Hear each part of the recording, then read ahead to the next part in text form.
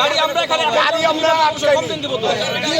গাড়ি আমরা উস্কানি বলে আপনারা বলছেন এই প্রতিকাজন উস্কানি বলে গান আপনারা বাজাচ্ছেন বাল করতে হবে ভাই বারবার আপনি একটা গাড়িতে ডাইরেক্ট কথা বলতে পারেন না এত গরম হচ্ছে কিছু নাই ভাই, এত গরম হচ্ছে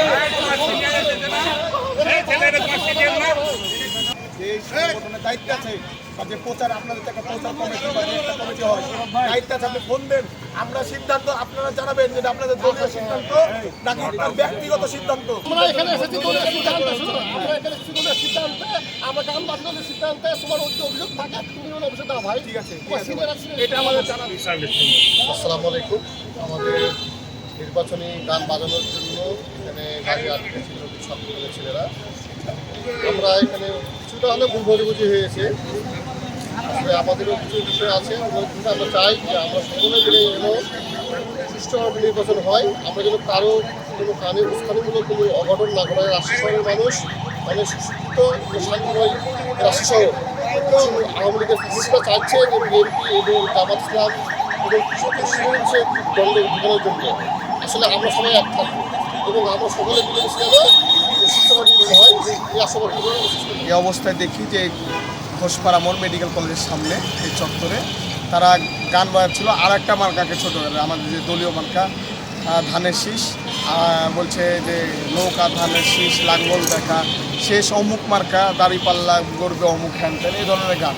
তা আমার কথা হচ্ছে যে নির্বাচনী আচরণবিধি অনুযায়ী যে একজন প্রতীক বা একটা মার্কা আর একটা প্রার্থীর মার্কাকে কখনো মানে ম্যানিপুলেট করে বা ছোট করে কখনো তারা হচ্ছে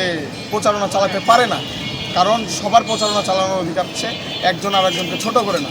সব প্রত্যেকটা প্রতীকের স্বাধীনতা আছে কিন্তু আমরা দেখলাম তারা আচরণবিধি লঙ্ঘন করে এই গানটা তারা বাজাচ্ছিল আমরা তখন জিজ্ঞাসা করতে চাই একটা বাংলাদেশের জনগণ হিসাবে সাংগঠনিক কর্মী না একটা বাংলাদেশের জনগণ হিসাবে আমরা তাকে জিজ্ঞাসা করতে চাই যে ভাই এই গানটা যে তোমরা বাজাচ্ছ এটা কি তোমাদের দলীয় সিদ্ধান্ত না তোমার ব্যক্তিগত সিদ্ধান্ত তো তারা মানে কোনো কিছু প্রশ্নের উত্তর দিতে রাজি না তারা বলেছে আমি আপনাদের সাথে কোনো কথা বলবো না আপনারা কথা বলেন তো আমি বলছি যে তোমাদের যারা প্রচারণার দায়িত্বে আছে তাদেরকে ফোন দাও আমরা শুনবো তো তখন তারা একবারে মোটর সাইকেলে দল বল বেঁধে নিয়ে এসে যে আমার উপরে মব চালানোর চেষ্টা করে কিন্তু আমি ফেসবুকে লাইভ থাকা আপনারা ফেসবুক কল আপনারা ঘেঁটে দেখতে পারবেন যে ফেসবুক লাইভ থাকার কারণে তারা এটা ব্যর্থ হয়েছে এবং তারা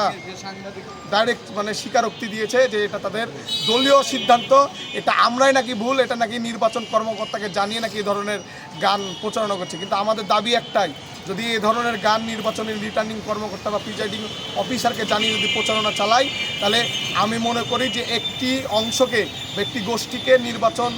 কমিশন তারা পক্ষপাতিত্ব বা হেলে যাচ্ছে তাদের দিকে নির্বাচন কমিশনের উচিত যে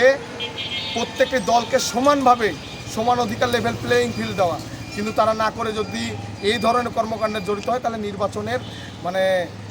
সুষ্ঠু নির্বাচন নিয়ে একটা শঙ্কা আছে।